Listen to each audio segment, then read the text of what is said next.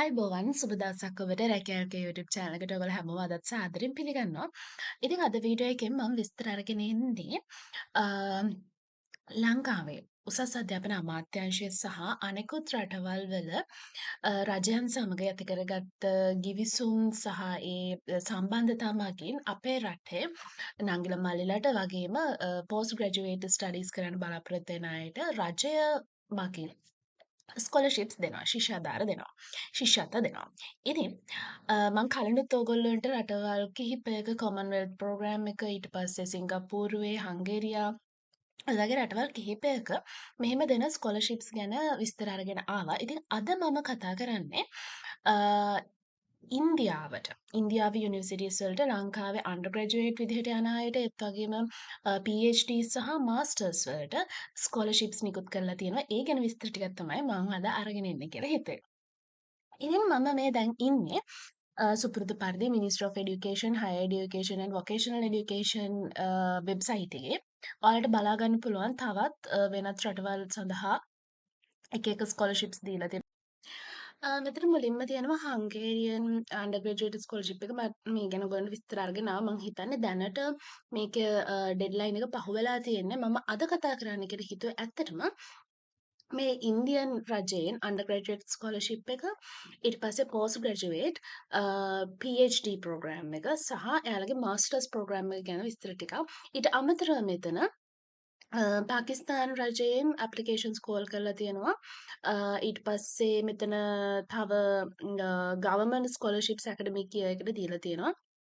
තව විස්තර තියෙනවා. ඉතින් මම කතා කරන්න හිතුවේ මේ ඉන්දියන් රජයත් සමග තියෙන මේ ස්කෝලර්ෂිප්ස් ගැන. අපි මුලින්ම බලමු අන්ඩර් ග්‍රැජුවේට් ලෙවල් එක. මෙතන ඩීටේල්ස් වලට ගියාම අපි වෙබ් නෝටිස් එක බලමු. මෙතන විස්තර තියෙනවා. හොඳයි. මෙතන Indian undergraduate scholarships offered under Nehru Memorial and Rajiv Gandhi Scholarship Schemes 2026-27. ඇත්තටම මම A-levels කරන කාලෙත් මම ඉන්දියාවේ ස්කෝලර්ෂිප් එකකට අන්ඩර් ග්‍රැජුවේට් ලෙවල් එකට ඇප්ලයි කරලා ගාන්ධි ස්කෝලර්ෂිප් එකක් මට හම්බුණා. ඊට පස්සේ මම ආපහු මෙහි සෙකන්ඩ් ෂෙයා එක කරන්න හිටපු හින්දා කරලා මට රිසල්ට්ස් ආපු හින්දා මම ස්කෝලර්ෂිප් එකට ගියේ නැහැ. හැබැයි මේක හොඳ chance එකක්.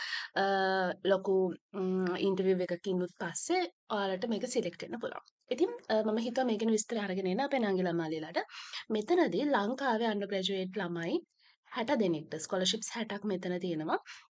ලංකාව සහ ඉන්දියාවේ නේරු මෙමෝරියල් සහ රජීව් ගාන්ධි ස්කෝලර්ෂිප් ස්කීම් එක යටතේ තමයි මේ ශිෂ්‍යත්ව ඔබට ලැබෙන්නේ. ඉතින් මෙතනදී ඔයා මුලින්ම ලංකාවේ සිටිසන් කෙනෙක් වෙන්න ඕනේ. වයස අවුරුදු 18ත් 40 අතර කෙනෙක් 2026 මාර්තු 16 වෙනකොට.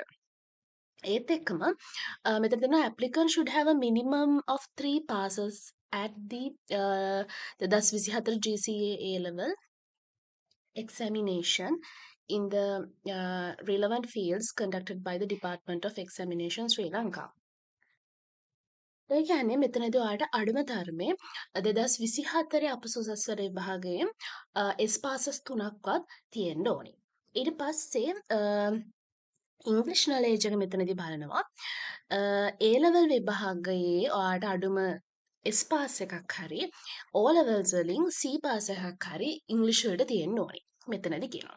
ඊට පස්සේ should be in good health and ready to live in India during the period of study. ඉන්දියාවේ මේ study period එක ඇතුලේ ඉන්න ජීවත් වෙන්න හොඳ සෞඛ්‍ය තත්ත්වයක් සහ සූදානමක් තියෙන්න ඕනි කියලා කියනවා. මොකද අපිට අන්ඩර් ග්‍රැජුවේට් ලෙවල් එකක ඉඳන් සාමාන්‍යයෙන් අවුරුදු 4ක ඩිග්‍රී එකක් නේ ගොඩක් වෙලාවට තියෙන්නේ. ඉතින් ඒ ගැන මෙතන සඳහන් කරලා තියෙනවා. ඊට පස්සේ ඔයාට පුළුවන් ඔයා ඉගෙන ගත්ත ක්ෂේත්‍රය අනුව මෙතන දීලා තියෙනවා මොන ෆීල්ඩ්ස් වලින්ද මේ ස්කෝලර්ෂිප් එක දෙන්නේ කියලා. අපි නේරු මෙමෝරියල් ස්කෝලර්ෂිප් ස්කීම් එක ගත්තාම engineering, science, business, economics, commerce and humanities and arts. මෙන්න මේකට ස්කෝලර්ෂිප් 50ක් තියෙනවා. ඊට රජීව් ගාන්ධි ස්කෝලර්ෂිප් ස්කීම් එක ගත්තාම ඉන්ජිනියරින්, ටෙක්නොලොජි, ඉන්ෆර්මේෂන් ටෙක්නොලොජි. මෙතනදී මේ ඉන්ජිනියරින් ගත්තාම සහ ටෙක්නොලොජි BTech එකයි BE එකයි මේකේ courses physics, chemistry and mathematics subjects are compulsory in A levels and it is mandatory requirement for engineering courses. engineering යනවා නම් ඔයා chemistry, physics, math මැත්ස් අපි කම්බයින් මැත්ස් කරලා තියෙන්න ඕනි කියන එක තමයි මෙතන මැන්ඩේටරි විදිහට තියෙන. එතන ස්කෝලර්ෂිප්ස් 10ක් දෙනවා. ඉතින් නංගිලා මල්ලිලා 60 දෙනෙක්ට මෙතන chance එක තියෙනවා.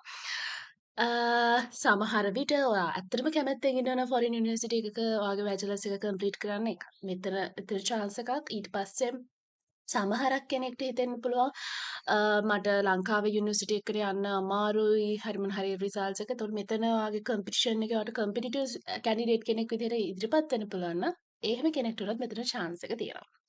ඉතින් මෙතන කියනවා only one scholarship program either Rajiv Gandhi scholarship program or Nehru Memorial scholarship program is open to applicants for the engineering stream. ඒ කියන්නේ ඉංජිනියරින් කෙනෙක් නම් ඔයාට තෝරගන්නවා මේ දෙකෙන් එකක්. එක්කෝ නේරු මෙමෝරියල් ස්කෝලර්ෂිප් ස්කීම් එකකින් යනවද නැත්නම් රජීව් ගාන්ධි ස්කෝලර්ෂිප් ස්කීම් එකකින් යනවද? ඔය දෙකටම ඇප්ලයි කරන්න බෑ. දෙකෙන් එකකට තමයි ඔයාට ඇප්ලයි කරන්න පුළුවන් වෙන්නේ.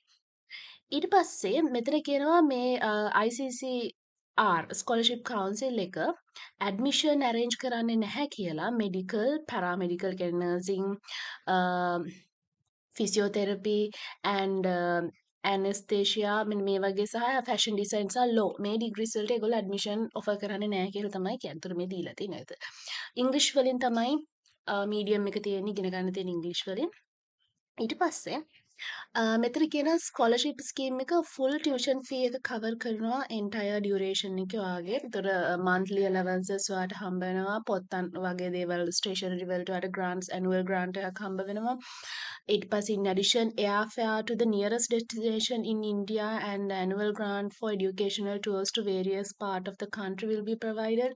ඔයාලට රට ඇතුළේ එක එක තැන්වලට යන්න එක එක එඩියුකේෂනල් ටුවර්ස් වලට අදාළ එයාෆෙයා ඒ දේවල් හම්බ වෙනවා. ඒත් එක්කම මීට අමතරව අනිකුත් ලැබෙන බෙනිෆිට්ස් ඔයාට මේ තුලින් ලැබෙනවා කියලා තමයි කියන්නේ. And also selected candidates would also be provided hostel facility inside the respective campus. ඔයා සිලෙක්ට් වෙච්ච කැම්පස් එකේ hostel facility එක ඔයාට ලැබෙනවා කියලාත් මෙතන සඳහන් වෙනවා. ඊට පස්සේ ස්පෙෂල් නෝටිසස් යටතේ තියෙනවා මෙතන ඔයාට ස්කෝලර්ෂිප් එක හම්බ වෙන්නේ නැහැ. ඒ කියන්නේ ඔයා මේකට සිලෙක්ට් වුණොත් ලංකාවේ යුනිවර්සිටිස් වලට ඔයාට ඇප්ලයි කරන්න බෑ. UGC එක through තියෙන ලංකාවේ යුනිවර්සිටිස් වලට. right you cannot apply. මේ අවෝඩ් එක ඔයාට හම්බුනොත්. ඒත් එක්කම ලංකාවේවට ඇප්ලයි කරලා තේරිලා ඉන්න අයට මේක හම්බ වෙන්නේ නැහැ. ඒක තියෙනවා. ඒත් එක්කම ඔයාට මේක හම්බුනොත් ඔයා අනිවාර්යෙන් කියන්නේ හම්බුනොත් ඔයා යන්න ඕනි. ගියේ නැති වුනොත් ආයේ ලංකාවේ රජයෙන් නිකුත් කරන ස්කෝලර්ෂිප්ස් වලට ඔයාට ඇප්ලයි කරන්න බෑ. එහෙම නීති ටිකක් තියෙනවා. මොකද මේක අර රජවල් දෙකක් රටවල් දෙකක් අතර සිද්ධ වෙන ගනුදෙනුවක්නේ. ඔහෙම තමයි විස්තර ටික තියෙන්නේ. ඉතින් ඇප්ලිකේෂන් ප්‍රොසෙස් එක ගත්තාම ඔන්ලයින් ඇප්ලිකේෂන් එක අවේලබල් තියෙනවා මෙතන ලින්ක් එකේ. මම ඔයාලට වෙබ්සයිට් එකේ ලින්ක් එක ඩිස්ක්‍රිප්ෂන් බොක්ස් එකේ දාලා තියෙනවා. එතනින් යන්න. ගිහිල්ලත් අන්ඩර් ග්‍රැජුවේට් කෙනෙක් නම් ඒ විදිහට ඇප්ලයි කරන්න, PhD එකට ඇප්ලයි කරනවා නම් ඒ විදිහට සහ මාස්ටර්ස් වලට ඇප්ලයි කරනවා නම් ඒ විදිහට. ඩෙඩ්ලයින් එක මාර්තු 16 වෙනිදා. ඉතින් ඊට කලින් අදාළ රික්වයර්මන්ට්ස් එක්ක ඔයාගේ විස්තර යවන්න මෙතනදී applicants should submit only one application via online portal and not required to send by post. post එකෙන් එවන්න ඕනේ නැහැ. online තමයි apply කරන්න තියෙන්නේ එක application එකයි. ඒ විදිහට තමයි කියලා තියෙන්නේ. ඉතින් nominations and selections වෙන්නේ කොහොමද කියලාත් කියනවා.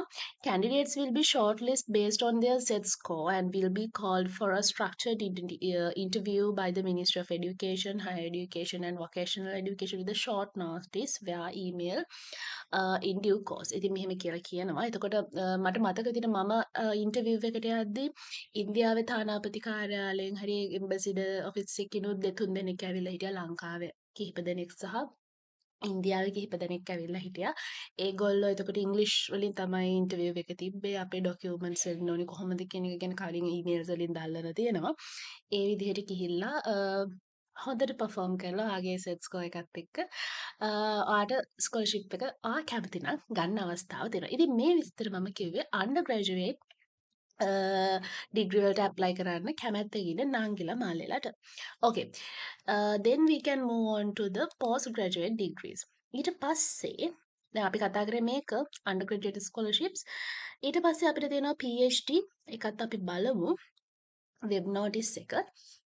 මෙතන PhD ස්කොලර්ෂිප් එක ඔෆර් කරනවා Nehru memorial and commonwealth doctor APJ Abdul Kalam scholarship scheme එක යටතේ. මෙතන පෝස්ට් ග්‍රැජුවේට් ස්කොලර්ෂිප්ස් 15ක් PhD 15ක් තියෙනවා. මෙතනත් වයස 18ත් 40ත් අතර ඔබට අයදුම් කරන්න පුළුවන් මාර්තු 16 වෙනිදා වෙනකොට. මෙතනදී ඔයාලට බැචලර්ස් ඩිග්‍රී එකක් ක්ලාස් එකක් එක්ක සහ මාස්ටර්ස් ඩිග්‍රී එකක් අදාළ ෆීල්ඩ් එකේ තියෙන්න ඕනි UGC එක මගින් පිළිගත්ත. ඊට පස්සේ the government sector employees should submit their application through the head of the institute. ඔයා දැනට ලංකාවේ government එකේ වැඩ කරන කෙනෙක් නම් ඔයාගේ head through ඔයාගේ application එක යොමු කරන්න ඕනි කියලා කියනවා. ඊට පස්සේ මෙතන නේරු මෙමෝරියල් එකෙන් 10 දෙනෙක්ට ස්කොලර්ෂිප්ස් හම්බ වෙනවා. මේ තමයි fields of studies engineering, science, business, economics, commerce, humanities and arts. And Dr. Abdul කලාම් Commonwealth Scholarship Scheme එකේ 5කට ස්කොලර්ෂිප් එක හම්බ වෙනවා. මෙතනත් කලින් වගේ medical, paramedical, fashion, designing and law කියන ඒවාට ඇඩ්මිෂන් එක ඔෆර් කරන්නේ නැහැ. ඒක arrange කරන්නේ නැහැ කියලා තමයි කියන්නේ. As a candidates are informed to select only one scholarship program. කලින් වගේම එක්කෝ නේරු එකට apply කරන්න ඕනේ. එහෙමත් නැත්නම් අබ්දුල් කලාම් ස්කොලර්ෂිප් එකට apply කරන්න ඕනේ. ඔය දෙකෙන් එකකට තමයි ඔයාලට apply කරන්න පුළුවන් වෙන්නේ. ඉංග්‍රීසි වලින් තමයි තියෙන්නේ. කලින් වගේම නිතර දීලා තියෙනවා මම කලින් කිව්වා වගේ මෙතනත් ඔයගොල්ලන්ට ටියුෂන් ෆී එක හම්බ වෙනවා. ඊට පස්සේ අනිත් allowances annual විදිහට සහ monthly allowances හම්බ වෙන විස්තර ටික ඔක්කොම තියෙනවා. ඉතින් අනිත් විස්තරත් ඒ වගේම තමයි. ඔයාට online apply කරන්න මෙතන link එකක් දීලා තියෙනවා. එතනින් ගිහිල්ලා ඔයාට පුළුවන් ඔයාගේ application එක ඉක්මනටම submit කරනකොට deadline එක මාර්තු 16 වෙනිදා කියලා තමයි තියෙන්නේ. අපි ඊළඟට ගිහිල්ලා බලමු මාස්ටර්ස් කොහොමද කියලා. විතර වෙබ් නෝටිස් එක තියෙනවා. ඒකත් post graduate masters scholarships offered under Maulana Azad scholarship and Nehru Memorial scholarships. මෙතනදිත් 60 දෙනෙක්ට scholarships ලැබෙනවා. වයස 18ත් 40ත් අතර 2026 තුන්වෙනි මාසේ 16 වෙනි දිනට මෙන්න මේ කියන වයස තියෙන ඔබට apply කරන්න පුළුවන්. මෙතනදී bachelor's degree එකක් class එකක් එක්ක වගේම ඒක තමයි තියෙන්න ඕනි. මෙතන විස්තර කරලා තියෙන විදිහට. අර කලින් කව වගේ ඔයා government sector එකේ employee කෙනෙක් නම් head of the institute හරහා තමයි එවන්න ඕනි. මවුලානා ස්කොලර්ෂිප් එක ඉංජිනීරින් සයන්ස් ඇන්ඩ් ඇග්‍රිකල්චර් 40ක් තියෙනවා ස්කොලර්ෂිප්. ඒ වගේම නේරු මෙමෝරියල් එක engineering science business economics commerce humanities and arts 20ක් තියෙනවා. මෙතනත් කලින් වගේම මේ දෙකෙන් එකකට තමයි ඇප්ලයි කරන්න පුළුවන් වෙන්නේ. කලින් වගේම මොනාටද මේගොල්ලෝ ඇඩ්මිෂන් arrange කරන්නේ නැත්තේ කියලා තියෙනවා. ඉංග්‍රීසි වලින් මොනවාද ඔයාට හම්බ වෙන allowances කියලා විස්තර තියෙනවා. අනිකුත් විස්තරත් ඒ විදිහටම තියෙනවා. ඉතින් මෙන්න ලින්ක් එක දීලා තියෙනවා ඇප්ලයි කරන්න ඕනි. ඩෙඩ්ලයින් එක කලින් වගේම මාර්තු 16 වෙනිදා. ඉතින් මෙතනදී ඕගොල්ලන්ට මම දැන් අද මේ වීඩියෝ එකෙන් කතා කරේ undergraduate masters සහ PhD ඉන්දියානු රජයත් සමග එකතු වෙලා ඒගොල්ලන්ගේ නේරු මෙමෝරියල් ස්කොලර්ෂිප් රජීව් ගාන්ධි ස්කොලර්ෂිප්ස් ඊට පස්සේ අලෙව් මෞලානා